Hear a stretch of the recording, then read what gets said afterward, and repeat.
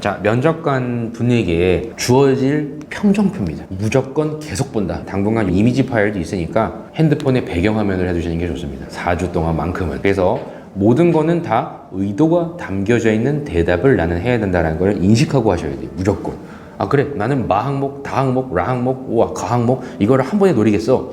그래서 이렇게 하는 거야. 이게 있어야 돼요.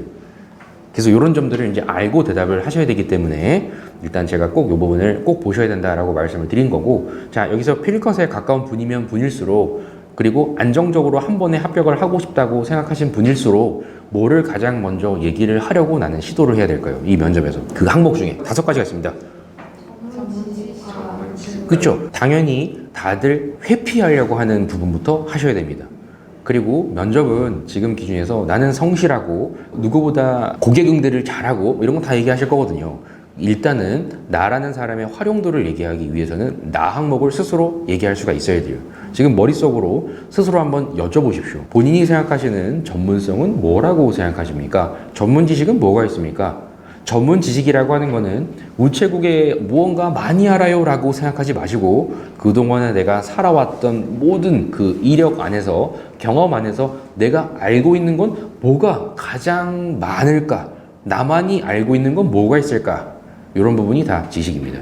그 중에 하나, 고객의 성향과 고객의 특성을 알고 있다? 다 좋습니다. 괜찮습니다. 그런 것도 다 지식입니다. 그래서 같이 적어두면 좋은 부분이, 그동안에 내가 살면서 가장 많이 만나봤던 대상은 누굴까? 저는 학부모라서 학부모를 많이 만났어요. 그럼 학부모님들의 특징은 뭡니까? 어떤 소비 패턴을 가지고 있습니까? 어떤 생각을 가지고 있습니까? 이런 식으로 생각하셔야 됩니다. 그 내가 만난 고객들 중에 제일 많은 대상자는 옷가게를 운영하다 보니까 이 중장년층의 뭐 남성이야, 뭐 이럴 수도 있고, 대학생이야 할 수도 있고, 각각 생각해 보시고 내가 가장 잘 알고 있는 계층에 대한 부분부터 먼저 설정을 하신 다음에 그 대상자의 이해도를 지식으로 가시면 좀 편합니다. 이런 부분들. 그리고 과거에 했던 나만의 지식들, 나만의 직무와 관련된 경험들이 있을 겁니다. 만약에 그림을 오랫동안 저는 그려왔어요. 아, 이걸 가지고 내가 우체국 가서 뭘 해요? 그렇게 생각하시는 게 아니고, 우체국에서 내가 할 수 있는 나만의 서비스로 붙여야 됩니다. 그림 그리기라고 했다면 체크카드에 좋은 디자인을 고민하여 제안할 수도 있고요. 우체국에 어르신들이 쉽게 이해할 수 있는 그런 폰트와 크기로 포스터도 만들어 볼 수도 있고요. 상당히 할 수 있는 거는 많다. 나라는 사람의 활용 가치를 설명하기 위한 항목이 나라고 생각하시면 됩니다. 그래서 나는 전문 지식이라는 부분이 자기소개가 돼야 되고요.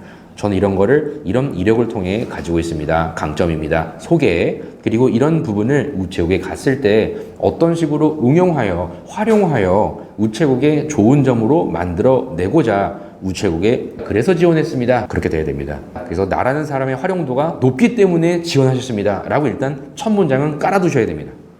그 뒤는 이제 만들어 가야 되고요. 그래서 지원 동기를 아까 말씀하셨는데, 지원 동기는 가나다라 마 항목 중에 나 항목이 있는 것이고요. 지원 동기를 대놓고 왜 오셨습니까? 라는 부분으로 묻지 않더라도 그 얘기를 먼저 내가 대시하셔야 돼요. 먼저 저라는 사람이 이런 활용 가치가 있습니다. 이런 활용도가 있습니다. 저를 이렇게 뽑아줘야 하는 이유가 이렇게 있습니다. 계속 그 얘기를 하시는 게 면접입니다. 나를 왜 뽑아야 된다고 생각합니까? 지원자님을 왜 채용해야 합니까? 이런 거 들어봤죠? 답답하잖아요. 뭐라고 할지 도대체. 그 얘기를 나는 모든 질문에 담아내셔야 돼요. 하다못해 장단점을 물어보더라도.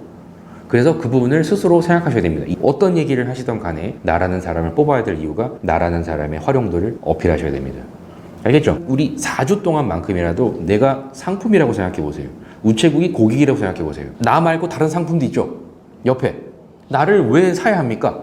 그런 생각을 해보신다면 자기 객관화가 될 수 있습니다. 알겠죠? 나라는 상품으로 자기 객관화를 한번 해보셔도 좋다. 나라는 장점 이거 있고요. 저 사람이 못하는 거 이거 있고요. 이걸 제가 잘하고요. 이걸 사면은 당신한테 뭐가 이득이에요. 나를 사십시오. 이런 느낌이에요.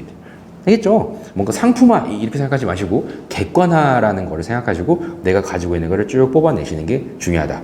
그래서 그걸 어떻게 활용도를 얘기하는 게 면접이다. 알겠죠? 그게 면접 끝날 때 얘기하는 게 좋을까요? 면접 초반에 어떻게 얘기하는 게 좋을까요?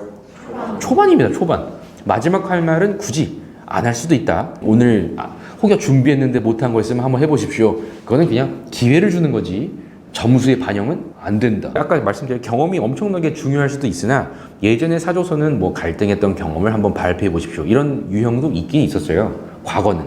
근데 최근은 거의 대부분 직무의 이해, 얼마큼 성의 있게 알아왔는가, 어떤 식으로 이 사람이 그래도 나름대로 생각도 해보고 깊이 있게 우체국을 생각해봤는가, 이걸 나타내는 게 사조서거든요. 그렇기 때문에 사조서가 언제 봅니까? 뭐 면접 끝날 때 봅니까? 앞에 봅니까?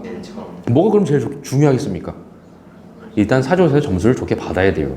그래야 그 다음엔 내가 여기 왜 왔습니다. 그리고 거기에 대해서 제가 이런 이유 때문에 이렇게 말씀을 드린 겁니다. 이런 얘기를 하셔야 되거든요. 그래서 사람과 일 두 가지가 이제 있다고 아까 말씀드렸는데, 반드시 직무에 대한 부분의 이해, 그리고 내가 어떻게 하고자 여기 왔습니다가 반드시 초반에 있어야 됩니다. 반드시 면접 초반에 이게 풍성하게 어떻게든 나는 어필하셔야 돼요. 무조건. 긴장을 하든 떨리든 뭐 어떻게 되든 간에 난 이 얘기만큼은 반드시 면접 초반에 하겠어라는 전략이 필요합니다. 저는 사람과 잘 어울립니다. 친화력이 있습니다. 이걸 메인으로 갈 겁니까? 이건 그냥 베이스입니다. 알겠죠? 베이스예요, 베이스. 아, 이 사람은 잘 어울리겠지. 베이스예요. 그거 가지고 점수가 없어요. 그래서 앞쪽에 무슨 면접이 많고 뭐부터 많이 묻는지를 한번 기출을 봐보십시오. 초반에 모든 게 결정된다. 특히 필컷에 가까운 분일수록 앞쪽에 승부를 무조건 보셔야 돼요. 그 부분에 있어서 제일 점수를 받아야지라고 생각하는 게 나 항목입니다. 나 항목. 그리고 과거의 근거와 함께 얘기를 하려면 당연히 과거에 저는 이렇게 행복했던 경험만 있어요. 그래서 우체국 가서도 행복할 거예요. 이런 얘기하러 가실 분 없죠. 마 항목을 그래서 두 번째로 점수를 받아야 됩니다. 두 번째. 창의성 있죠. 창의성. 창의성이 뭐 엄청나게 뭐 뛰어난 아이디어를 요구하지 않아요. 과거에 서비스라는 것을 하고자 하셨다면 서비스의 만족도를 높이기 위해서 내가 생각해 본 게 뭐가 있습니까? 나만의 방식으로 특정 고객층에게 만족도를 높였던 경험이 있습니까? 왜 묻겠습니까? 이런 부분. 그게 마 때문에 그렇습니다. 마. 그게 창입니다. 나만의 방식으로 타인의 만족도, 그리고 다수의 만족도, 공익적인 관점에서 또는 소수의 관점도 괜찮습니다. 소수의 만족도를 높이고자 남들은 하지는 않았으나 나는 그래도 해봤던 경험이 있으면 마 항목이 해결되거든요. 그런 부분이 핵심입니다. 그래서 마 항목을 점수를 받아야 됩니다. 꼭 나와 마에 대한 부분을 먼저 얘기하고자 하셔야 되고, 그리고 전반적으로 깔려 있어야 될 사고가 핵심이 가 항목입니다. 공무원의 정신자세. 그게 여러 가지가 있겠지만 나는 다수를 위해서 항상 뭔가 노력하는 사람이어야 됩니다. 공익이라는 부분 때문에 가시는 거 아닙니까? 그렇죠? 우체국에 굳이 가려고 하시는 이유가 뭡니까? 당연히 공익적인 목표가 있어야 될 거 아닙니까? 공익이라는 거를 잊지 마십시오. 공익이라고 하는 부분은 많은 사람의 이로움도 중요하지만 소수의 만족을 그래도 소외받는 사람을 신경 쓰는 것 또한 공익입니다. 누군가는 신경 써주기 때문에. 그래서 그런 과거의 경험으로 제시를 하셔야 됩니다. 그랬던 내가 우체국에 갔을 때에도 이와 같은 행동들과 이와 같은 마음가짐으로 다음과 같이 하겠습니다라는 것을 얘기하겠죠, 당연히. 그게 발전 가능성. 나라는 사람이 과거에도 이렇게 생산적인 무언가를 했던 것처럼 입직 후에 가서도 이 조직에서도 이렇게 하겠습니다. 구체적으로 다음과 같이 생각해 보았습니다. 첫째, 그게 아까 얘기했던 직무수행 계획입니다. 우편 파트 이렇게 생각해 보았습니다. 금융 파트 이렇게 생각해 보았습니다. 기타 파트, 우체국에서 하고 있는 여러 가지의 추가적인 서비스에 대해서 이렇게 생각해 보았습니다. 이런 거 있죠. 이런 부분을 얘기하는 게 가장 핵심입니다. 그래서 가는 기본적으로 깔려 있어야 되고요. 나랑 마만 점수를 확 받는 거를 면접 초반에 하신다면 합격할 수 있습니다. 필컷에 있는 분들은 어떻게든 이거를 더 얘기를 하려고 하셔야 될 거고, 5점이나 10점 이상 높은 분들은 이 부분을 잘 얘기하시면 면접 후반부가 편합니다. 저는 그냥 조직에 적합합니다만 얘기하면 되거든요. 같이 동료와 함께 잘 지낼 수 있습니까? 이렇게 물어보든, 아니면 직장 생활할 때 중요한 게 뭡니까? 물어보든, 장단점이 뭡니까? 물어보든, 그냥 나는 그냥 캐릭터에 일치만 하시면 됩니다. 친절하시고요. 나름대로 하실 그런 키워드들이 있지 않겠습니까? 그런 부분만 잘 일치시키면 합격이다. 알겠죠? 이렇게 되면 분명히 나가세요가 될 거예요. 그래서 다 항목이 이제 있죠. 의사, 뭐 발표, 정확성 이런 부분 이미 사조서가 끝나면 이거는 이 사람의 어떤 그 나름대로의 논리, 정확성 이거는 끝난 겁니다. 그 틀을 잘 잡고 대답을 잘 하시면 충분히 하시는 게 어렵지 않아요.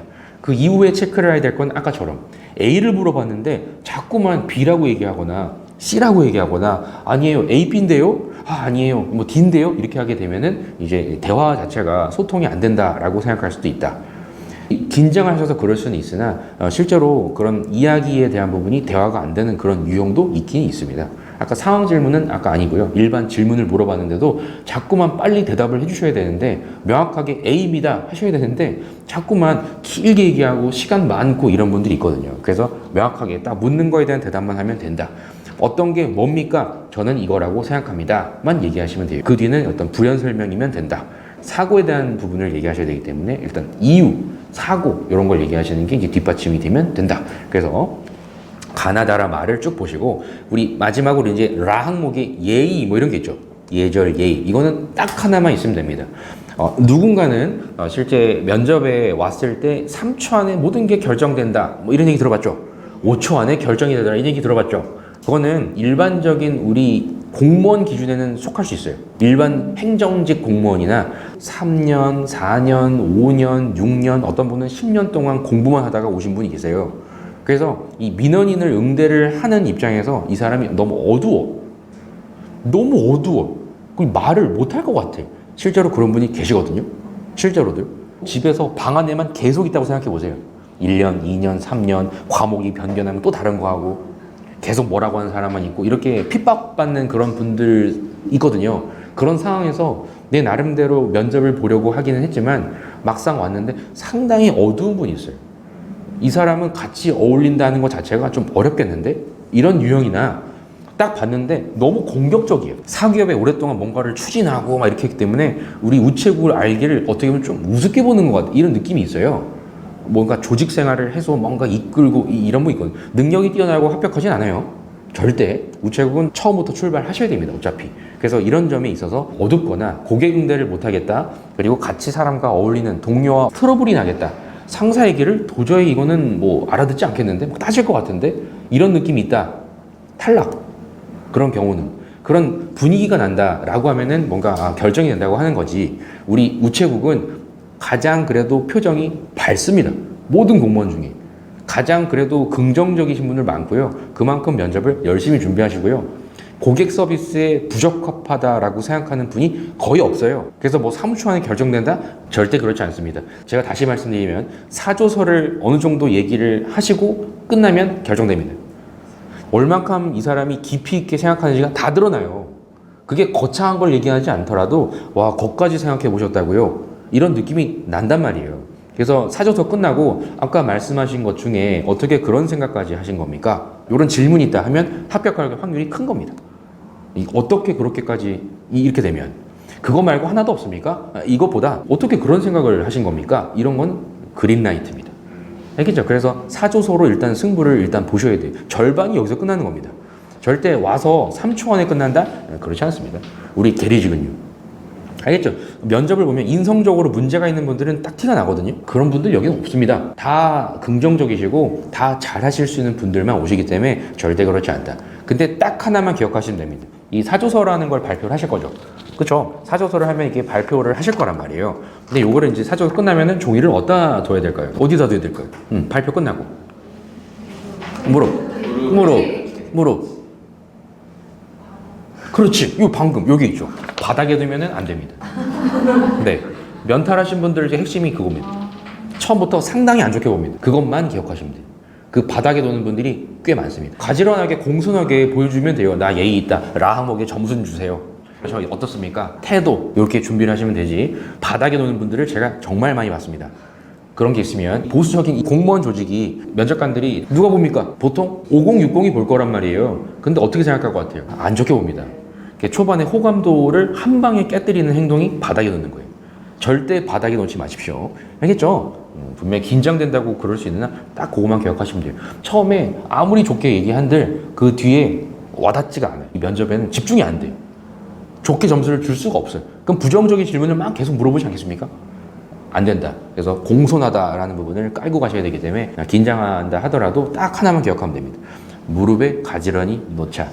알겠죠? 하나. 이게 별거 아닌 것 같죠? 은근히 안 하는 사람 많아요. 워낙 꽉 잡고 있다 보니까 땀이 나요. 괜찮아요. 뭐 너무 긴장돼가지고 이거를 달달달 떨면서 이렇게만 했어요. 그러면 또 차분하게 이렇게 얘기해 주실 거예요. 떨지 마시고 차분하게 다시 한번 좀 한숨 한번 크게 쉬고 하십시오. 이렇게 해주기도 합니다.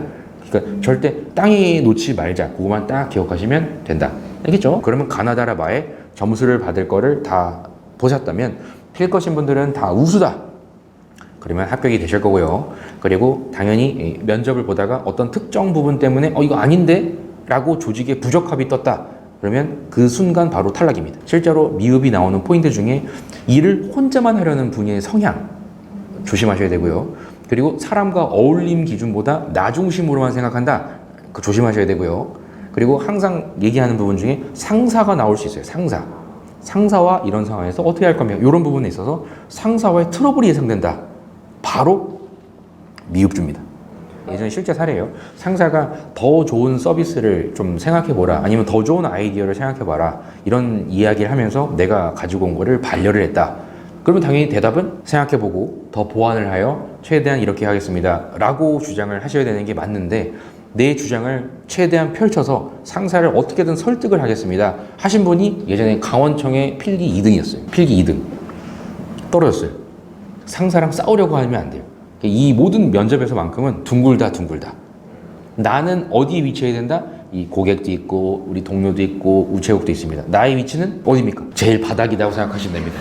제일 밑바닥이라고 생각하시고 하셔야 됩니다. 이 공무원은 국민을 위한 뭡니까? 헌법에 뭐라고 적혔습니까? 봉사자 아닙니까?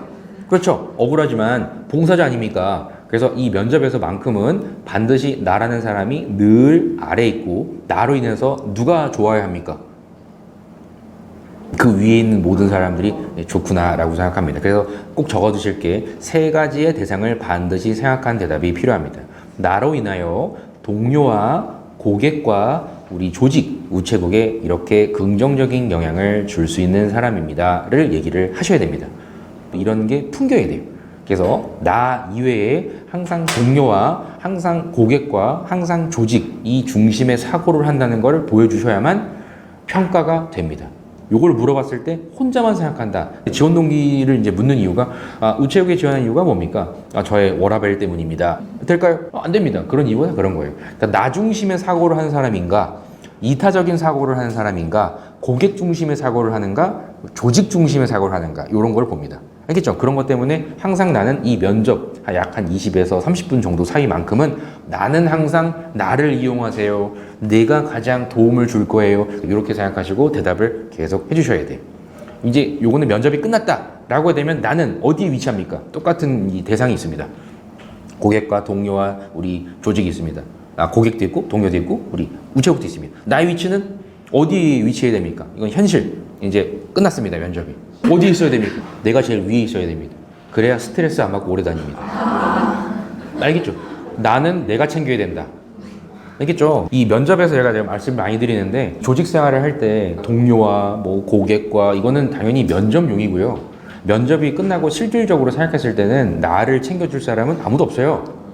나는 내가 챙긴다, 이런 생각을 하셔야 되고, 그리고 고객이 뭔가 컴플레인을 걸거나 하면 지금은 최대한 이 고객의 이야기를 경청하고, 당연히 나는 이렇게 얘기를 하겠지만 실제로는 그런 고객이 만약에 정말 힘들게 하는 그런 고객이 있으면 어떻게 해야 돼요? 바로 법적 고지하고 경찰 불러야 돼요.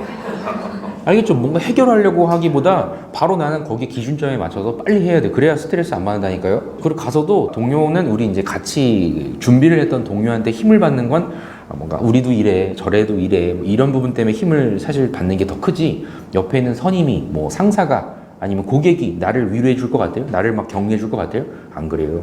우체국은 정말 좋은 조직에 가면 그럴 수 있으나 따로 놉니다. 알겠죠? 나라는 사람이 가장 위에 있어야만 오래 다닐 수 있어요. 알겠죠? 그래야 내 스스로 스트레스 관리도 하고, 그리고 뭔가 안 좋은 얘기를 들었을 때도 빨리 쳐낼 수 있어요. 그래서 가서는 반드시 나라는 사람은 제일 위에 있다고 생각하고 생활을 하셔야 됩니다. 그래야 상처받지 않습니다. 알겠죠? 그래서 이런 부분의 캐릭터 설정이 중요하다. 나중에 가면은 아마 이따가도 제가 말씀을 드리겠지만 막 30원 때문에 싸우고 막 이런 나를 볼 수 있어요. 봉투값 때문에 싸우고 우표 때문에 싸우고 안 된다고 막 비가 왔는데 갑자기 나한테 화내고 많습니다. 알겠죠? 그런 경우에도 나는 내가 보호해야 됩니다. 알겠죠? 근데 면접에서는 그런 고객도 어떻게 해야 돼요? 쳐내야 됩니까? 바로 신고 이래야 됩니까? 어떻게 해야 돼요? 최대한 품어야 됩니다. 따스한 마음으로 품어야 됩니다. 면접에서만큼은. 실제로도 이런 성향이 있는 분들은 그대로 얘기하면 되긴 하겠지만 막상 우체국에 갔을 때 만나는 고객층들이 좀 유별난 분들이 많거든요. 그런 분들이 왔을 때 상당한 스트레스가 많이 있을 겁니다. 잠깐 생각해 볼 부분이 이 우체국에 이번에 2023년에 이렇게 뽑을 거라고 생각했습니까? 작년에? 어디에서 이렇게 많이 뽑나요? 어디 청에서? 서울 경험. 그쵸? 그러면 이 얘기는 반대로 하면 뭡니까? 그만큼 인력이 왜 필요할까요? 그만큼 많이 나가니까 모든 업무에 이 몰려 있는 거는 이 경인과 서울입니다. 일이 되게 많습니다. 그리고 모든 업무를 거의 한 절반 이상을 이 수도권에서 거의 대부분 절반이 뭐예요? 더 많이 하는데 그런 부분 때문에 여러 가지 사유로 많이 빠져나갑니다. 그래서 올해도 이렇게 뽑는 겁니다. 근데 2024도 뽑는다는 얘기가 또 있듯이 그만큼 현장에서 그만두는 분들이 많습니다. 실제로. 알겠죠? 되게 많습니다. 특히 이제 신입 기준에서는 젊은 분들이 더 나갈 확률이 큽니다. 아까도 얘기했죠. 이런 고객의 성향을 모르고 우체국, 그래도 가면 그래도 뭐 오랫동안 일을 할 수 있고 그런 것만 생각하셨다가 막상 가면 생각지도 못한, 한 번도 태어나서 보지도 못한 그런 것 때문에 욕을 먹는다든지 아니면 정말 아까 얘기했듯이 뭔가 몇십 원, 몇백 원 이런 것 때문에 싸우고 있는 나를 본다든지 이러면 상당히 현타가 옵니다. 그러면 나가게 될 확률이 크죠. 그래서 여기서 포인트는 아까 얘기했듯이 직무수행 계획을 세울 때에도 이 우체국에 근무를 했을 때 우편 파트와 금융 파트에 일어날 수 있는 여러 가지의 고충 이해하고 있습니다를 얘기하면 그래도 알아본 분입니다. 알겠죠? 이런 점들을 충분히 고객의 성향에 맞춰서 알고 있습니다. 면접을 준비하면서 이렇게 충분히 생각을 많이 해보았습니다. 저 또한 이렇게 하겠습니다. 일단은 그렇겠죠? 나중에 가면 취약계층이라고 상당히 보살펴주고 챙겨줘야 되고 이렇게 생각하십니까? 상당히 힘들게 한 분 많아요. 알겠죠? 항상 뭔가를 보살핌을 받고 혜택을 받아온 분들은 조금이나마 변수가 생기면 어떻게 됩니까? 폭발합니다. 이 삶이 결정되는 분들이기 때문에 조금이나마 내가 내야 하는 지출이 항상 예를 들면 150원이어야 되는데 180원이 됐어. 화냅니다. 조금이나마 변수가 생기면 화냅니다. 그런 고객의 성향을 이해한다고 면접은 제시하셔야 돼요. 그런 성향. 우체국에 뭐가 많습니까? 우체국 상품 중에 누구를 위한 상품이 많습니까? 그럼 누가 올 겁니까? 나는 알아야 되죠. 취약계층이 무조건 정말 도와줘야 되고 이런 대상으로 생각하지는 않으셔야 된다. 알겠죠? 이거는 그 번외로 말씀드리는 거예요. 면접에서 얘기하면 큰일 나요. 알겠죠? 그래서 이런 이해도를 갖고 있다. 그렇기 때문에 이들을 품자라고 하셔야 돼요. 알겠죠? 제가 나중에도 또 말씀을 드리긴 하겠지만 강성민원도 항상 어떻게 됩니까? 품어야 합니다. 품어야 합니다. 알겠죠? 뭔가 나를 때리거나 폭행을 하고 이런 거 빼고는 모든 거는 다 나는 품어야 됩니다. 이해해줘야 됩니다. 왜냐? 내가 제일 밑바닥에 있으니까. 그러니까 나를 이해해주고 그들의 힘듦을 좀 들어주고 이런 얘기 하셔야 됩니다. 오늘 비가 왔다 해도 그래도 좀 들어주려고 하고 왜 그렇게 생각하셨는지 어떻게 오셨는지 얼마나 멀리 오셨는지 이해하고 이런 얘기 하셔야 돼요. 근데 현실은 절대 그렇지 않다. 그렇게 생각하면 아주 이해가 됩니다.